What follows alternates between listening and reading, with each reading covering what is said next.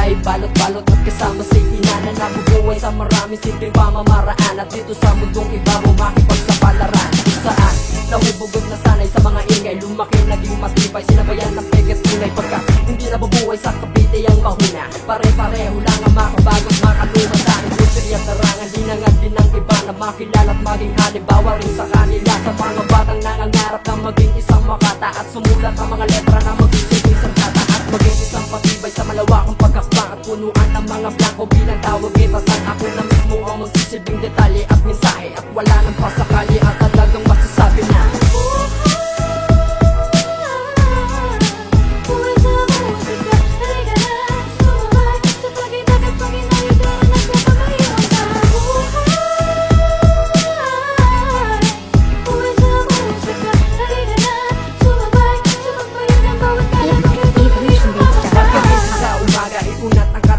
igalaw ang bewang ng magiging batayan mo, tapos at pakmawasidi at patutugin ng beat, at tawakan ng isipan at sumulat ang malupit na para bang walang alam, yung parang walang nangyayari, na kahit ikay bati hindi ka na tulad ng dati, na dati nagbibilang ka lang sa kanto ng tango, at hindi nila kilala ang lubos mo ng pagkatao, at nangako sa sarili na ako'y mapapabilang sa mga makata na tinatawag na pambihirang at hinirang, binigyan ng pagkasapat ng talento na gumuhit ng awitin at ialis sa inyo, at sumabay na mapalawig, maikalat ang larangan sa mansulok ng mundo, at inatong patutunayan, pag-usayan, pagtibayan ng ating pangahawakan, buhayin ang musika sa ating tinatapakan.